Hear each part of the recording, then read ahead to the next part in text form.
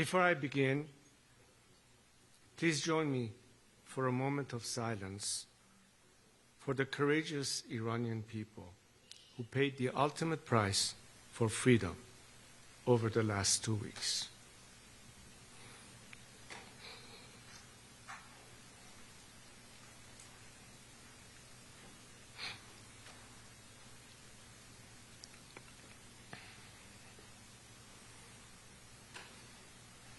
Thank you.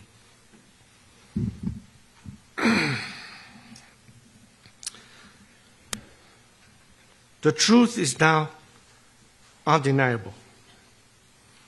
The so-called Islamic Republic is not the government of Iran. It is a hostile, occupying force that's hijacked our homeland. After invading 5 neighboring countries and sowing chaos across the region, this regime has invaded Iran itself, using foreign terrorists, Hezbollah fighters, Iraqi militias, and other mercenaries to slaughter the Iranian people. This is no longer mere repression. This is foreign occupation wearing clerical robes. Just as Saddam Hussein drowned the marshes in blood, and Bashar al-Assad turned barrel bombs on his own children, Ali Khamenei and his thugs have committed mass crimes against the Iranian people and against all of humanity. And just like those other tyrannies, the Islamic Republic will fall, not if, but when. The world must hear this clearly. The battle in Iran today is not between reform and revolution. It is between occupation and liberation. And the Iranian people have already chosen their side. Their heads are bloodied, but unbowed. Yet the cost has been heartbreaking. The people of Iran are being slaughtered in the streets and in their homes by a regime that shows no mercy. More than 12,000 Iranians were massacred in 48 hours. One murder every 14 seconds. Khamenei's killers even hunted the wounded protesters in hospitals and executed them in cold blood.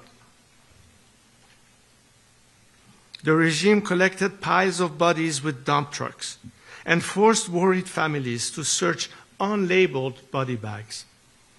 They refused to return bodies for burial without payment for the cost of the bullets that killed their loved ones. And where a family cannot pay up to several $1,000s, and most of them can't, they bury the dead in unmarked mass graves. And despite the lies you're hearing from the regime, its bloodlust has not diminished. The slaughter has not stopped. My brave compatriots, still holding the line with their broken bodies but unbreakable will, need your urgent help right now. Make no mistake, however, the Islamic Republic is close to collapse. Ali Khamenei and his thugs know this. That's why they are lashing out like a wounded animal, desperate to cling to power. The people have not retreated. Their determination has made one thing clear. They are not merely rejecting this regime, they are demanding a credible new path forward. They have called for me to lead. The bond between me and the Iranian people is not new.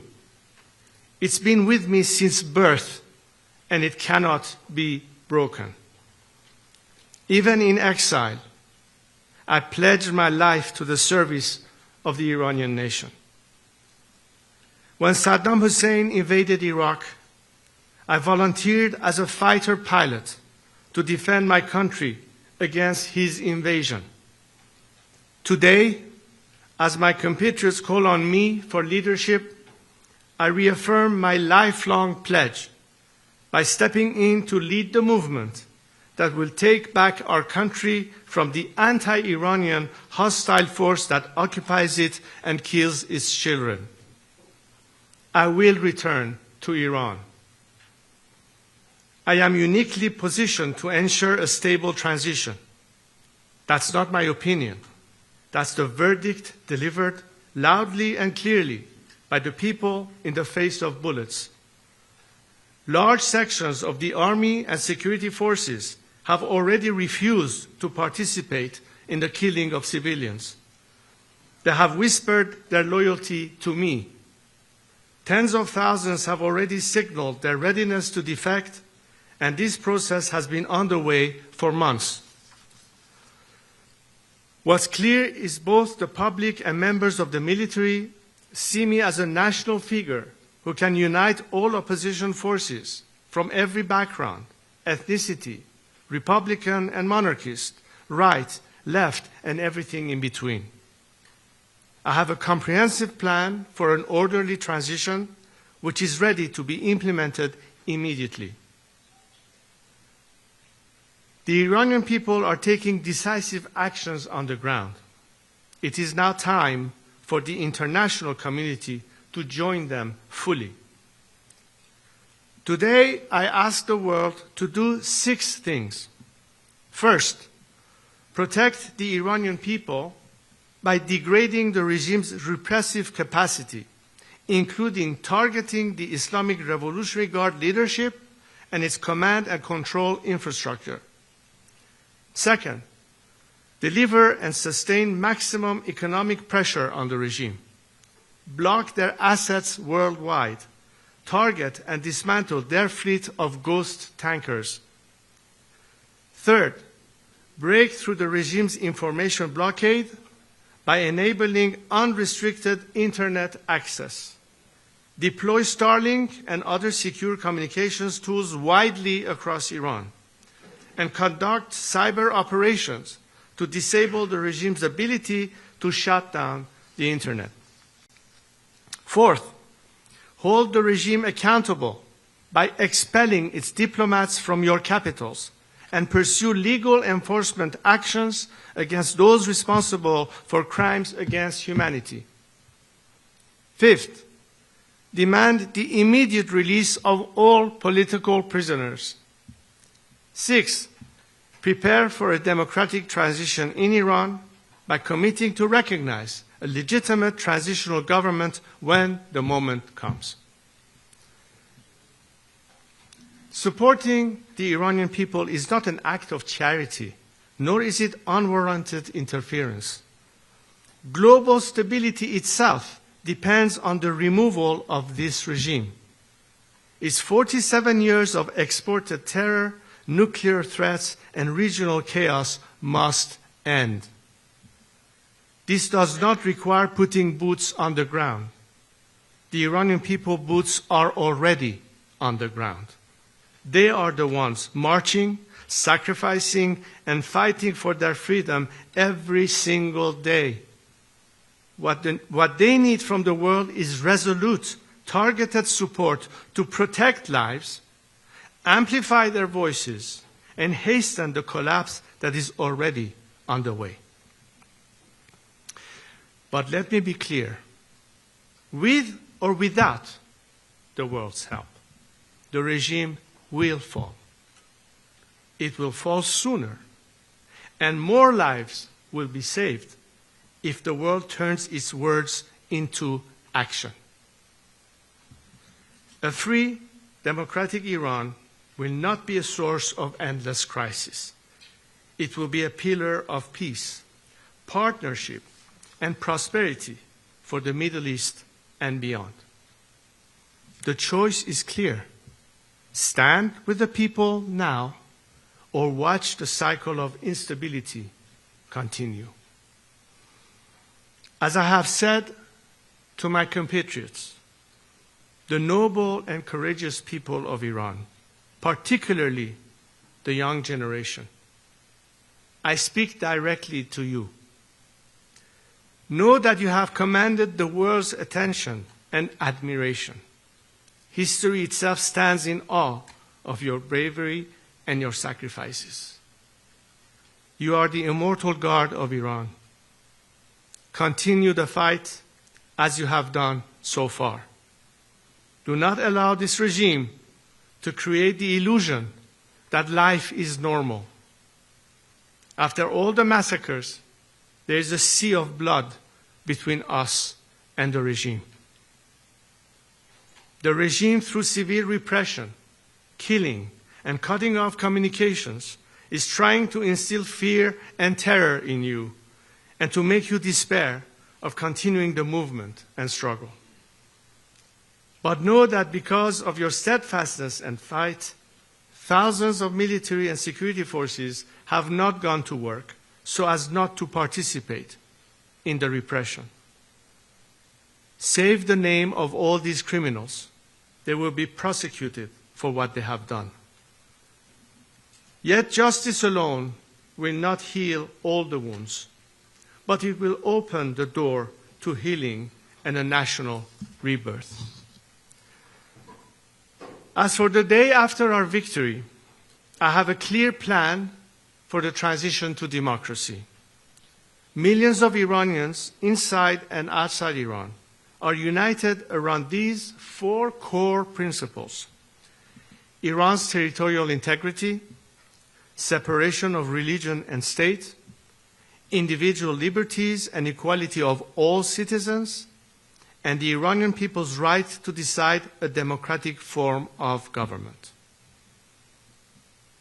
The end of the regime will mark the rebirth of one of the most accomplished civilizations in history for the future of Iran and its people.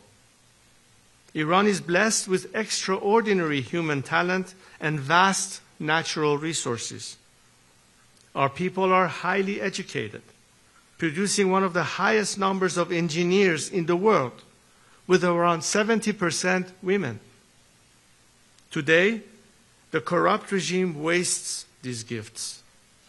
In a free Iran, our resources and ingenuity will drive prosperity at home and strengthen global supply chains, including America's. A free Iran will be a game changer for peace in the Middle East and for Iran's relations with the United States and the West. The Iranian people love America and hate this regime. After its collapse, instead of death to America, the world will find a nation that embraces America as a true friend. President Trump brokered the Abraham Accords, bringing peace between Arab nations and Israel. I see extending this idea to a free Iran through what we could call the Cyrus Accords, honoring our ancient heritage of tolerance and partnership. The possibilities are endless. There will be a peaceful, stable, and orderly transition. My team of experts have developed a plan for the first 100 days after the regime's collapse and the long-term reconstruction and stabilization of our country. It is backed by business leaders and provides a detailed roadmap for national recovery. Restoring economic confidence, ensuring that essential services continue uninterrupted, and laying the foundation for prosperity in a free Iran. A constitutional process will follow under international observation, allowing Iranians to finally determine their own destiny through free and fair elections. A free and democratic Iran that emerges will live at peace with our neighbors. It will be an engine of growth and opportunity in the region and the world. There are moments in history where the moral imperative for action is so strong that the weight of inaction becomes unbearable. This is one of those moments. The people of Iran have risen to reclaim their country.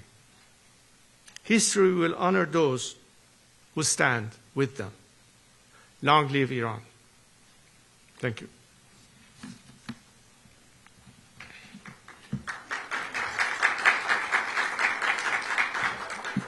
We're going to take a few questions. Some people have asked in advance. I'm going to coordinate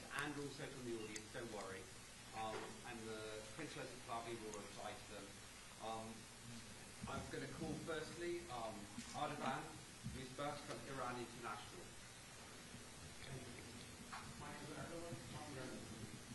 At this moment, we have millions of the Persian houses in store right now. I'm sure that's why I'm asking in Farsi. So, امروز در سوال تحقیق درست عین همین جمله مردم میلیون‌ها نفر در خیابان با پیام شما مسیر این در واقع اعتراضات به انقلاب تبدیل شد و حالا این مردم در حال مبارزه هستند. با امید شما و رهبری سوال من در این لحظه اینه شما چه چیزی برای گفتن در این لحظه به ایرانیانی دارید که در حال مبارزه هستند؟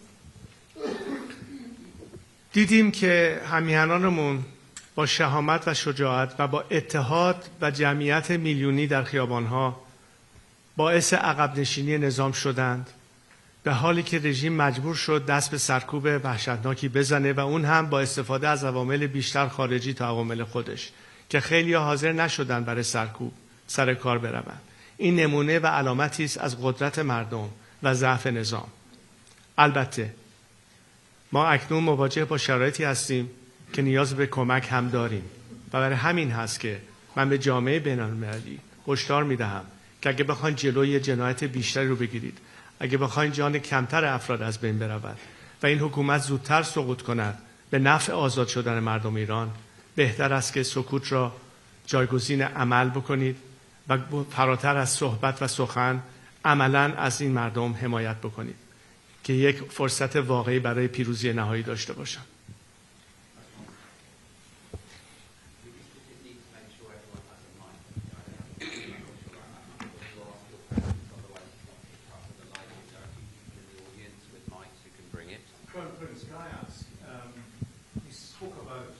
Can you introduce yourself? Excuse me, sir.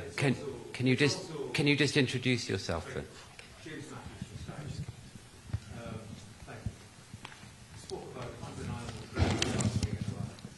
It's also an undeniable truth that when your father ran the country, there were executions, there was torture, there was secret police.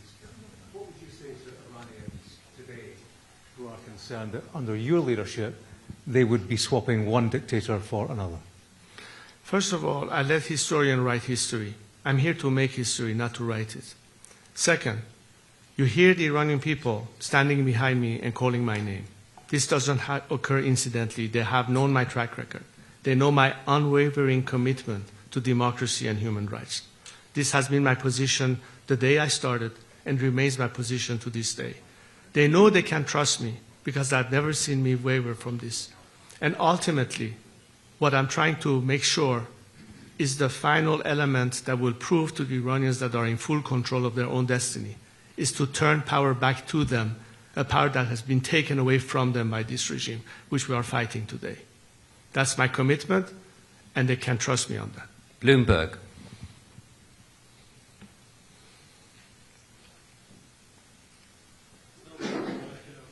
No, I've called Bloomberg, please. Is a gentleman or lady from Bloomberg?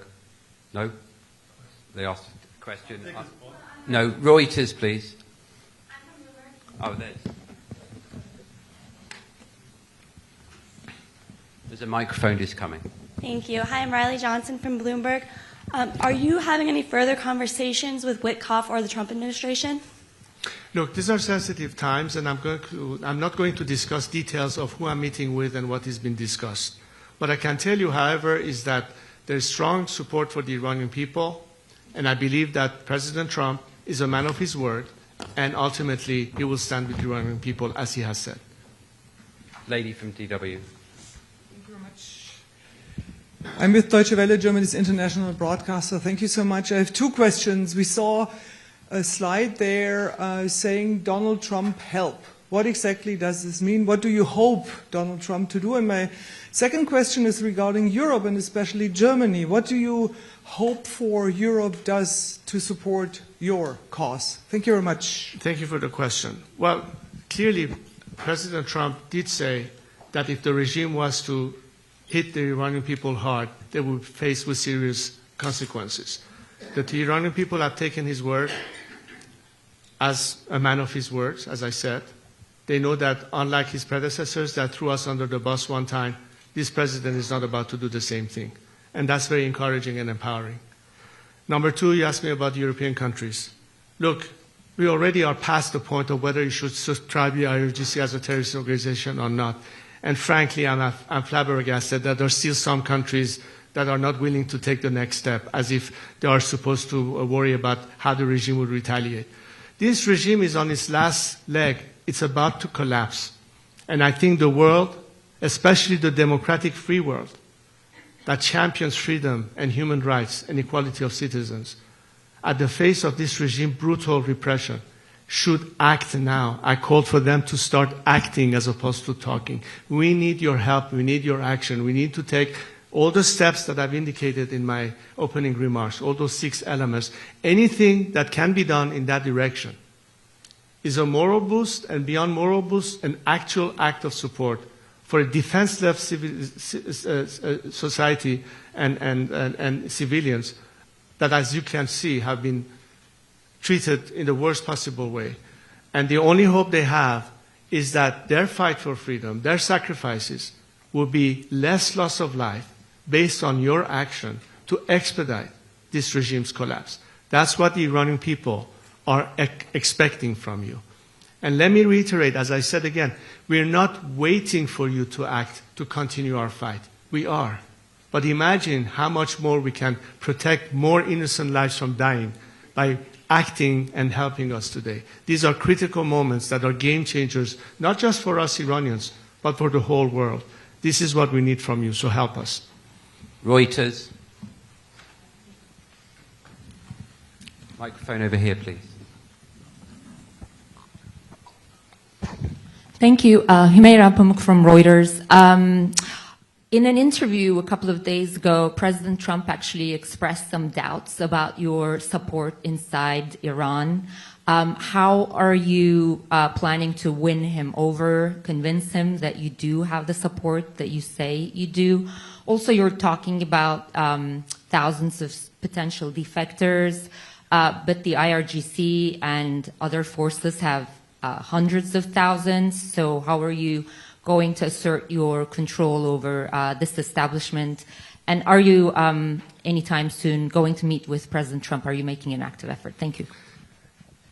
President Trump has said that it's up to the Iranian people to decide. And I totally agree.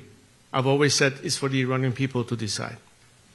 And I think the Iranian people have already demonstrated in great numbers who it is that they want them to lead to this transition.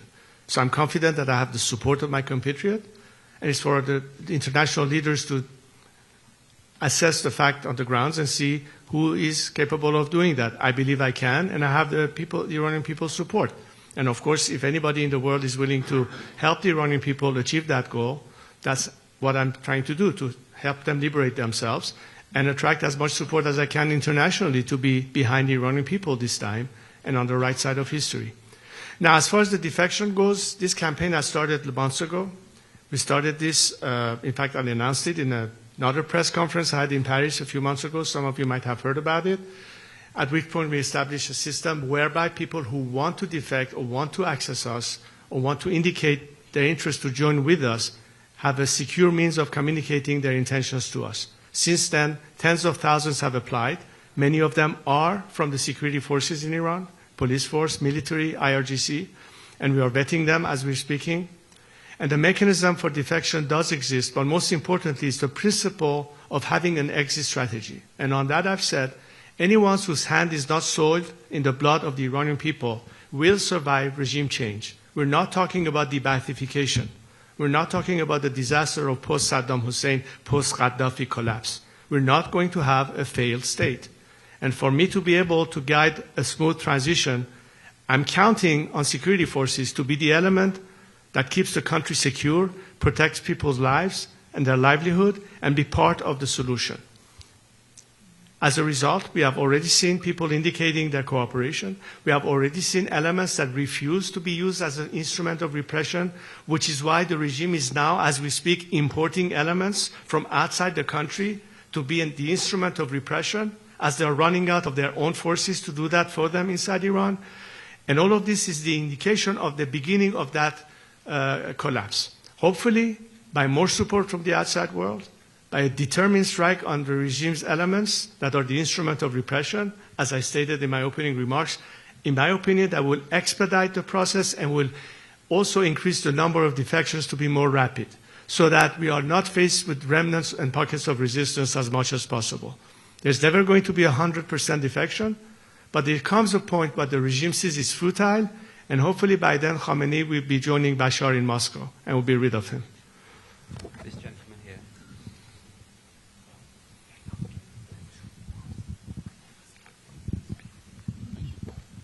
So, good morning. Thank you. Ben Leo from GB News in London.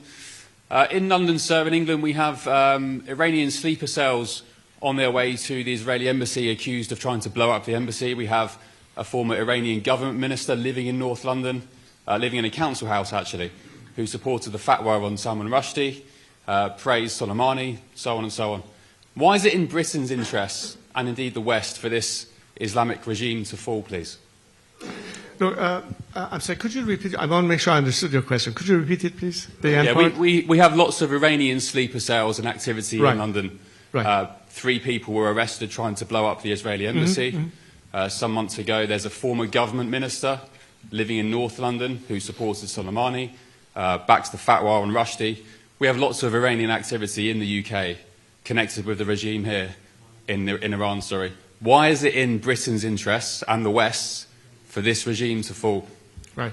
Well, I'm glad you asked the question because, in fact, one of the topics that I raised in some discussions I had the last time I was in London with former prime ministers was exactly to explain to them the mapping of every instrument that the regime is using under Khamenei's direct supervision through so-called centers through which they antagonize British citizens and, of course, many of those sleeper cells that you indicated. It doesn't stop in England, by the way. They are in America as well. So we're trying to explain to various governments the whole methodology that the regime is using with assets they have on the ground in respective countries, not to mention money laundering that goes on in many countries, including in Great Britain. So there are many ways that they can push back against that and protect not only the citizenry of whether it's Great Britain or America, but in what way it connects to why we need to do that ultimately by putting an end to the regime. And one thing that is now becoming even more clear, and the fact that the regime could be threatening the world as a last gasp, we should not allow this regime to catch a second wind and be able to do further damage, which is why the strike is not just needed to help the Iranian people overcome this unfair disadvantage, but it's also one way to completely dismantle the regime's aspect of threatening and cut off the chain of income that it uses to fund all of these operations, including the sleeper cells, which is why I'm also calling for any means to cut off the lifeline to the regime, which is its revenue from whether it's oil exports or whatever other means of income that they have. We need to dry the well that funds terrorism once and for all against the Iranian people and the world. So, hello. Dan Rivers from ITV News in the UK.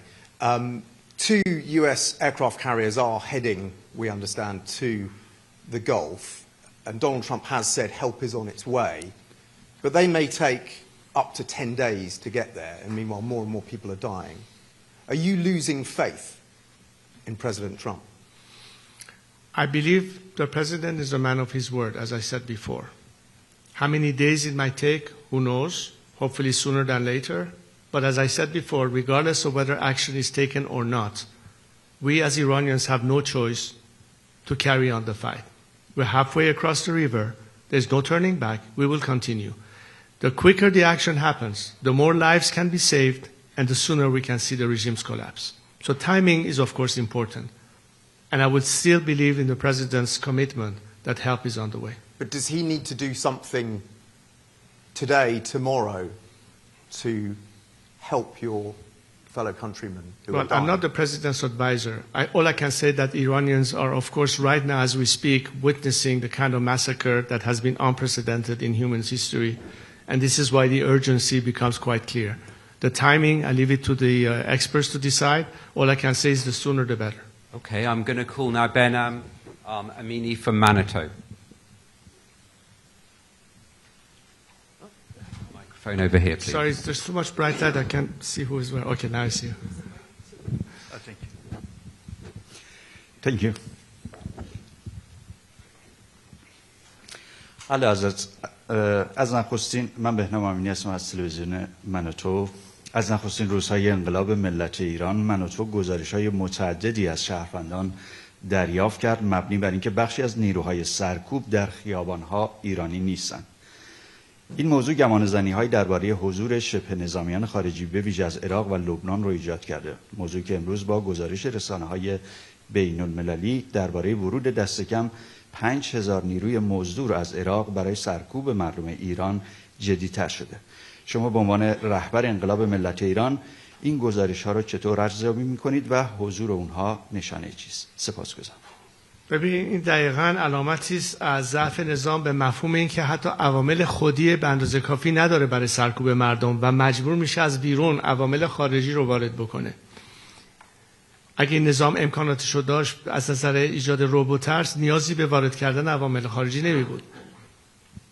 این نشانه ضعفشونه و یأسشونه. البته توحششون مشهوده چون میدونن که به آخرین طریق ممکن میخوان در مردم ایجاد تردید و ترس بکنن.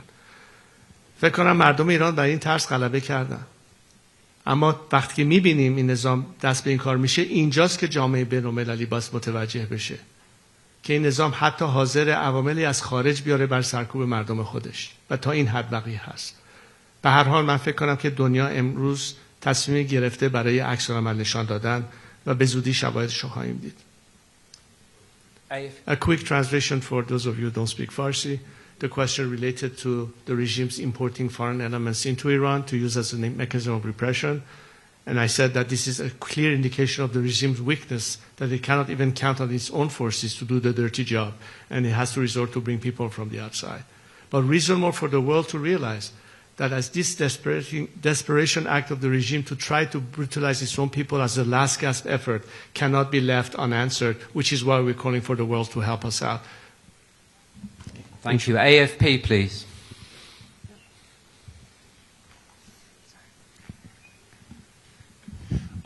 Thank you very much. Sean Tandon with AFP. Nice to see you. Could I follow up? The momentum, you mentioned that that's in the hands of Iranians, but at what point is it too late for the intervention that you're talking about from President Trump? Could there be the sense that he's talked for over 10 days about help is on the way? Is there a sense that that could actually weaken the momentum? And specifically, you said at the beginning that there should be targeting of the Revolutionary Guards.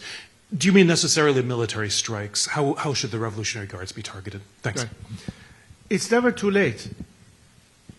Any fight for freedom doesn't have a deadline. Some of you reporters have deadlines to make your reports, but this fight doesn't have deadline. We will fight until we win.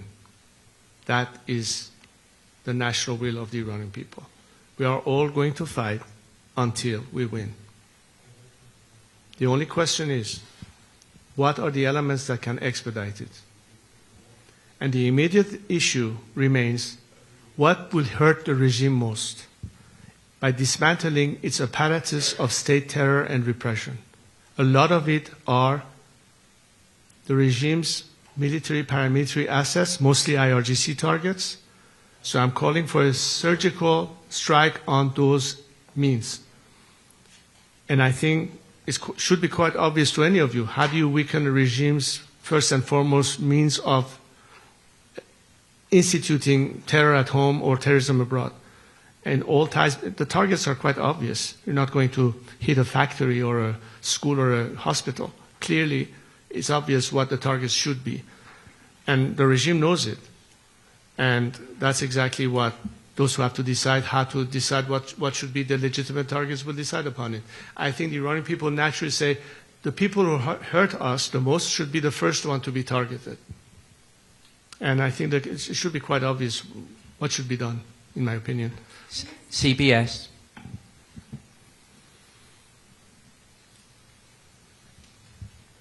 CBS here. Newsmax. Good morning, sir. President Trump, up to this point, as we know, has decided not to take military action up to this point. He recently said that the killing has stopped, the planned executions have been halted, Is it your belief that American intervention, specifically military intervention, is necessary for this current movement today to be successful? As I said in my opening remarks, the Iranian people are defenseless on the streets, unarmed against a regime that is unleashing on them with military weapons, AK-47s, assault cars, trying to rip them apart. And these are the odds that are not fair for a nation that is trying to overcome a regime by means of protesting peacefully on the streets. So the only way you can equalize the playing field is to help them have a better chance by weakening the regime's apparatus of repression.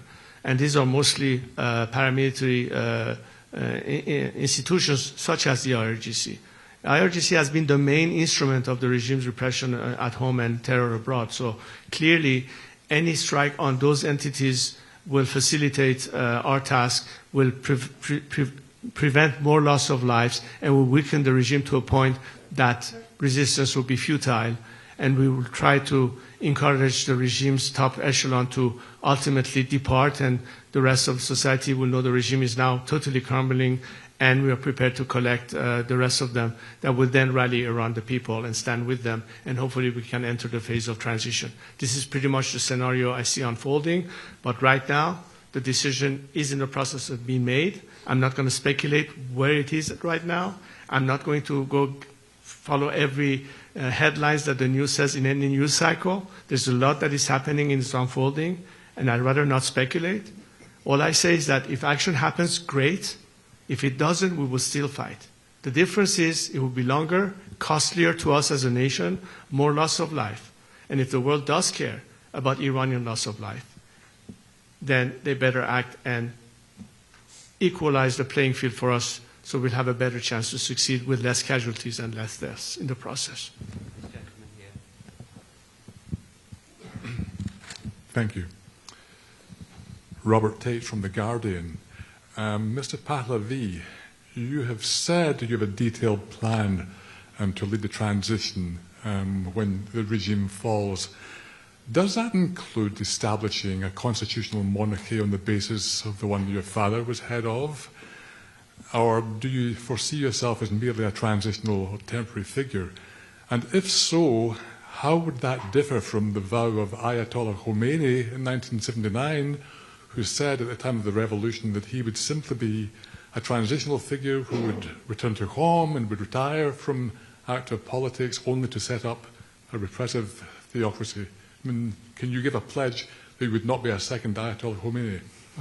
I invite all of you after this press conference, and I have some of our experts available to you to explain all of this process in more details. One of the projects that I started a few years ago is called IPP, Iran Prosperity Project. This project is meant to address all of the issues, beginning with the first 100 days of how to manage the transition and stabilize the country. Mid-term range anywhere between 6 months to 2 years of the rest of the normalization phase, and ultimately Iran's development down the line. Many documents have been generated with the help of legal experts, economists, and others to explain the chronology of events. But in relationship to your question, the way we have proposed the process to go is that the minute the regime collapses, the transitional government takes control. It works towards working in a process where we have its own judiciary branch, executive branch, legislative branch, and temporary parliament to oversee the elections of ultimately a national assembly, by first allowing the Iranian people, after about 4 months' time and many other debates, what is the form they would like to have as a future system of governance by means of referendum. Whatever the majority of the Iranian people decide, their representative in a constitutional assembly will be tasked with the responsibility to draft the constitution of this next system and present that constitutional project to the nation. The nation will have the opportunity to either ratify that proposed constitution, or if not, send it back to that constitutional assembly to rewrite it whatever way is fitted, again submit it to a secondary referendum. If in the second referendum there's still no consensus in majority, that Constitutional Assembly would dissolve. A new Constitutional Assembly will be created, and the process will again occur until finally we have a ratified proposed constitutional project. Once that happens, the first parliament of this new democracy will be elected, and the first government of that new system will be elected. If it's a republic, the president will be elected. If it's a monarchy, the prime minister will be elected. At that time, the transitional government dissolves itself and passes over and hands over the responsibility and the authority to the newly elected government based on that new constitution. This is the process from beginning to end. My role in all this is to lead this transition, help with the transitional structure, bring in all the elements that check all the boxes, because the country has to function. Day one, somebody has to pick up the trash. The train has to run on time. Basic services have to be provided. And at this stage, what we are inviting to have the quickest, smoothest transition, the maximum participation, on the one hand, of the military and paramilitary forces to play their role, and the civil society and the bureaucracy to be also in place to be able to address these things. So the majority of these instruments are already in place. And again, against the model of debathification, we count on the majority of these people to remain in their jobs. We want to make sure that the world can help us so the transitional government can pay salaries so people can maintain their jobs and do all of that. All of these things have been studied and explained in details. And as I said, I invite you to study those, I don't know, I think at least 170 pages of it. And as I said, we have our experts here who can further in detail explain to all of you what is it exactly that we propose. But in a nutshell, this is what we're doing, and this is the process you can expect and anticipate. Thank you. On BFM.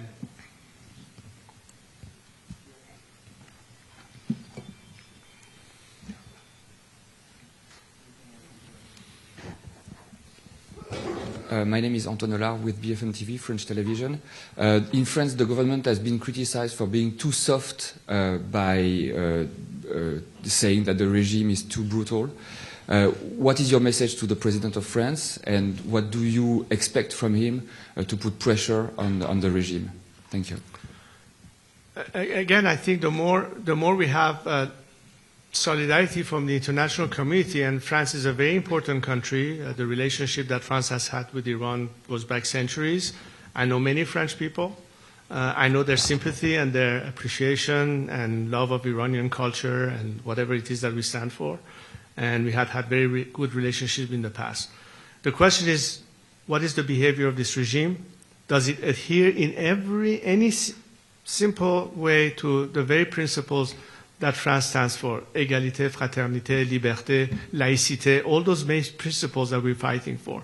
So as the president of a democratic, secular, laïc nation, and as I said, one of the top principles is separation of church and state, I think the message should be clear, that the French people and its government stand on the side of people who seek the same liberties, the same human rights, the same freedom of religions, and the same protection of equality of citizens under the law that the French people enjoy in France.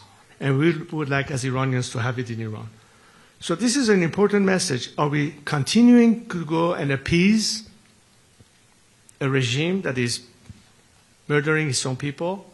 Or is it time to abandon that path and now stand with the Iranian people and help them in their liberation? It's a very simple choice to make. And I advise the French president, if I may, to heed the call of millions of Iranians who turn towards the free world and say, what says you? Are you with us? And I hope the French president will say at the end of the day that he stands with the Iranian people. Just a follow-up in French. Est-ce que vous avez été déçu par la réponse d'Emmanuel Macron, qui a été assez molle, entre guillemets, face à la répression brutale du régime? Écoutez, comme je vous l'ai dit, c'est un crime contre l'humanité qui se passe en Iran actuellement. Ça dépasse toutes les limites de tolérance possible, ou de vouloir dire qu'on veut garder une ligne de communication pour des raisons de négociation diplomatique, etc. Je pense qu'on a déjà dépassé ce cap. Il ne reste qu'une seule solution. Éviter un massacre, éviter un bain de sang, éviter qu'un pays qui peut être un élément de stabilité, dans l'intérêt stratégique de l'Occident, une fois débarrassé de ce régime, mettra fin non seulement à la misère et la répression chez nous, mais en même temps profitera à ce que le monde puisse enfin respirer, soulagé, d'avoir pas un problème d'avoir encore à abriter d'autres réfugiés qui doivent venir sur le territoire européen déjà saturé, plus dans l'intérêt économique de ce pays, un pays qui peut vous fournir pendant des décennies au niveau énergique le nécessaire pour n'avoir pas à faire face à un blackmail chaque hiver par la Russie, par exemple, et l'Iran peut s'apprêter à ça. La question, c'est quel Iran? Je pense que le choix est évident. Donc, je pense que l'administration, que ce soit Emmanuel Macron ou d'autres chefs d'État européens, doivent regarder aujourd'hui quel est ultérieurement le meilleur intérêt de leur pays. Est-ce qu'un Iran libre sera mieux placé pour satisfaire leurs intérêts ou ce régime sanguinaire et terroriste? Simple question. Ce n'est pas à moi de répondre. Je vous dis tout simplement l'attente des Iraniens. Maintenant, c'est au président français ou d'autres leaders de décider finalement où est-ce qu'ils se placent. The lady here. Would you just get a microphone?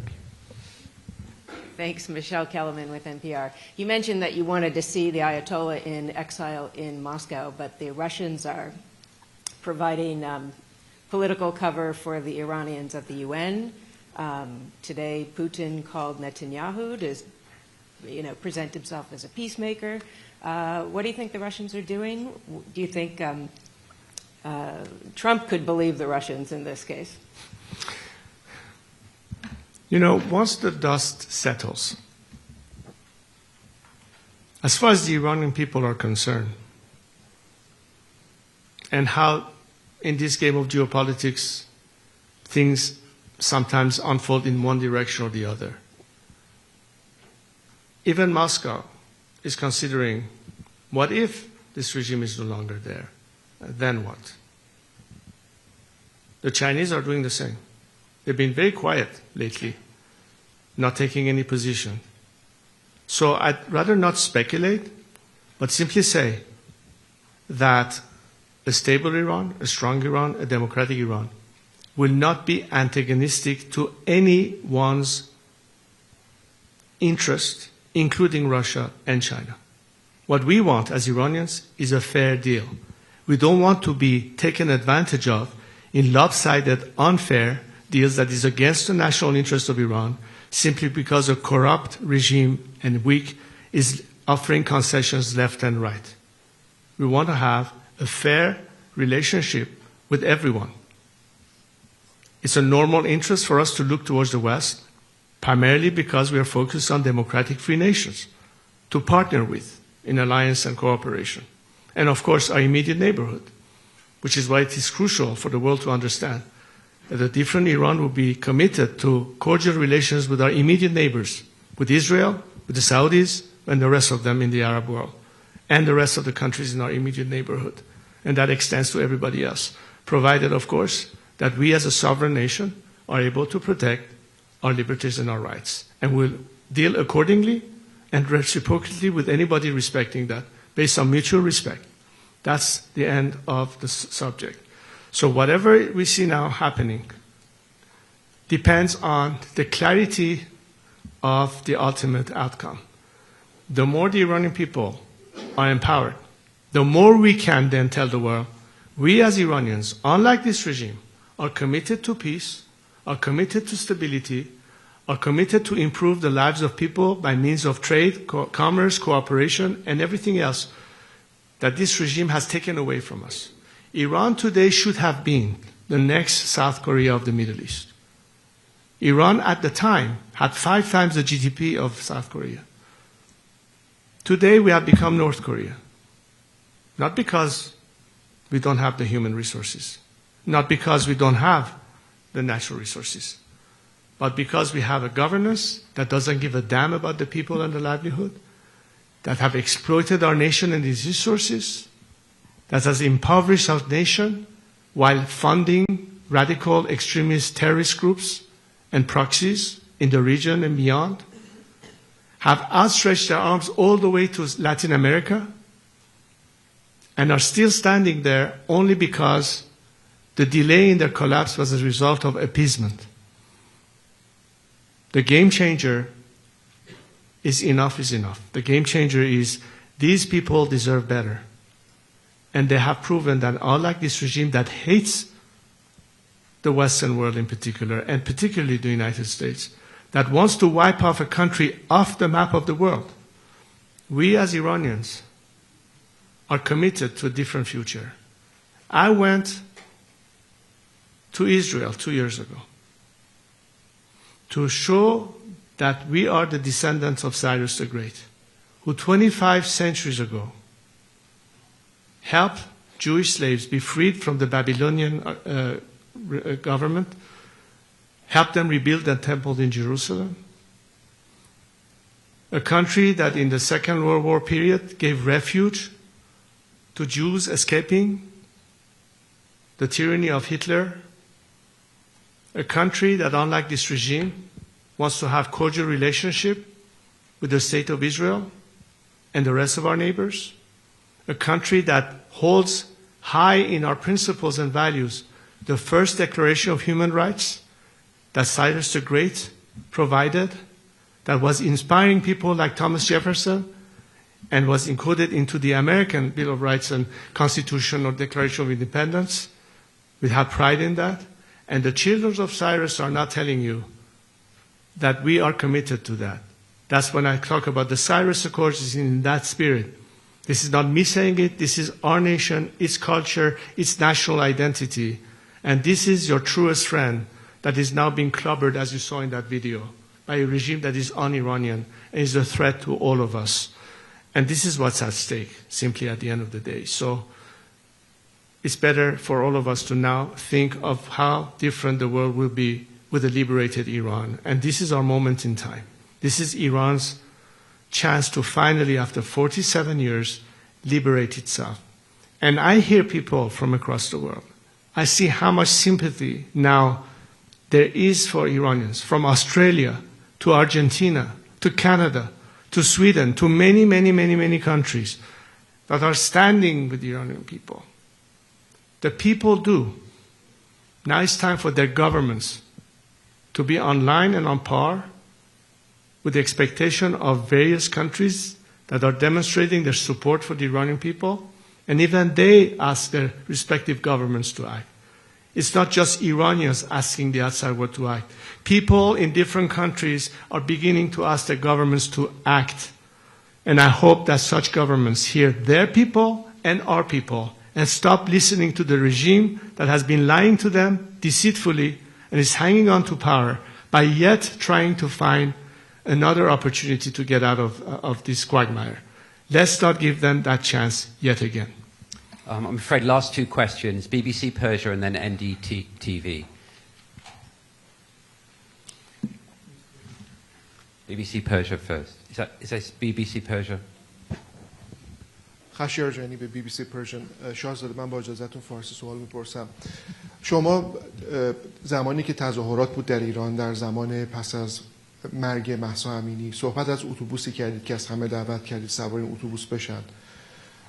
الان در خیابون‌های ایران، تهران، مشهد، اصفهان، شهرهای کوچک و بزرگ اسم شما و خانواده شما را صدا می‌کند. آیا هنوز این دعوت وجود داره برای اینکه از دیگران بخواهید که سوار این اتوبوس بشن، همراهی کنند؟ و اینکه بعضی از بخش‌های جامعه ممکن هست که نگرانی‌هایی داشته باشند، قشر مذهبی یا بعضی از اقلیت‌ها، پیام شما برای اونها چه هست؟ خیلی ممنونم. اولا بگم البته ببینید اون 4 شرایط اصلی رو که بیان کردم، یعنی هر کسی اساساً مسئله تمامیت ارضی ایران، مسئله جدای دین از حکومت، مسئله برابری شهروندان در مقابل قانون و حقوق فردی و نهایتاً حق انتخاب آزاد برای تعیین سرنوشت خودشون رو قبول و باور داشته باشند، مسافرین این به اصطلاح اتوبوس هستند و خواهند بود. برای همه افرادی که همگن و همسو با این حداقل اصول همبستگی هستند میتونن با هم کار بکنن.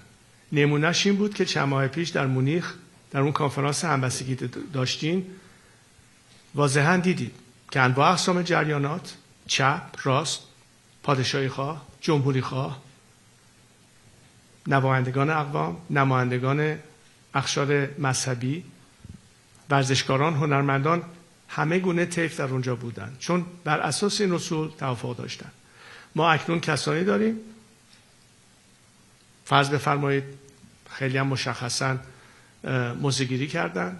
من صحبت از مولوی عبدالحمید رو میکنم به عنوان نمونه و به عنوان مثال به عنوان رهبر مذهبی سنی در منطقه بلوچستان که کاملا اعتقاد به این مسئله جدای از این از حکومت دارند و فکر میکنم بسیاری از روحانیون کشور ما نیز که جزوی از این نظام و حکومت نیستند این رو نیز باور دارند و دست کم نمایندگان اقواممون و مذاهب مختلفمون میدونن که از زمانی که این نظام سر کار اومد تبعیض جنسی، مذهبی و قومی رو شروع کرد. ما همچین مشکلی قبلا نداشتیم و ضمانت این در آینده و قانون اساسی که محافظ حقوق بشر شهروندان ایران باشه تمام این ضمانت‌ها رو مجددا برقرار خواهد کرد.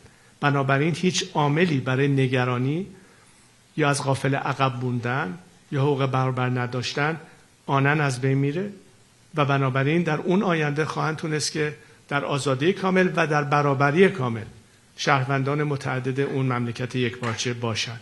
این تعهدی است، نه فقط تعهد من، با تعهد تمام کسانی که معتقد به اون رسول هستند و اکنون در این جبهه واحد با هم داریم کار میکنیم تا این مسئله رو پیش ببریم. Last question, NDTV.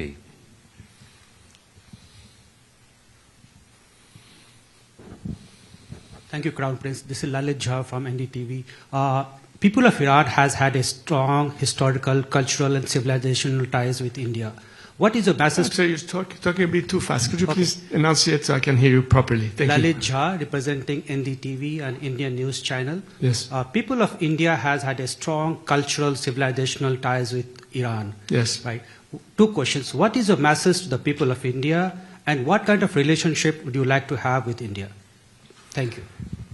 Well, I remember the days where,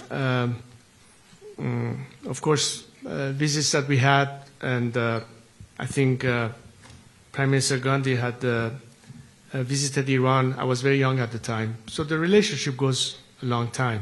Culturally, it goes many, many years, but in modern history, we had very good relations, of course, with India.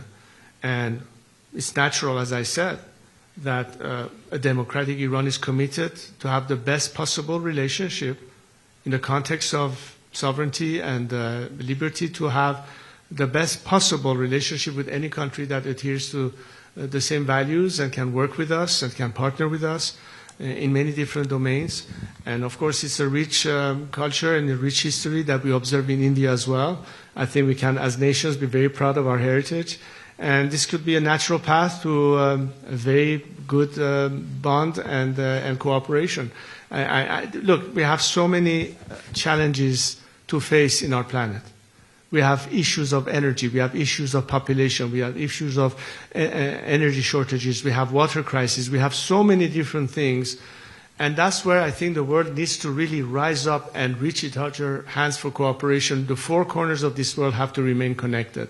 We cannot be introverted. We cannot be isolationists. We need to be able to work together. And the closer ties we have, the better we can address. India is one of the leading countries when it comes to technology, when it comes to expertise. I think these are the kind of things that will help us in every area that we need to focus on, new renewable energies, IT, whatever it is out there. And I'm looking forward to have our experts, our entrepreneurs, our business sector, and anybody else working very closely with our Indian counterpart. Hopefully, once we are freed, we can start an entirely new chapter. No, I think that's it. I think thank you very much, though, for your question, sir. Thank you very much for coming today from the ladies and gentlemen of the press. Thank you, Prince Reza Pahlavi. We have some, as he's mentioned, we have some of his team and some experts here. Parmida, where are you?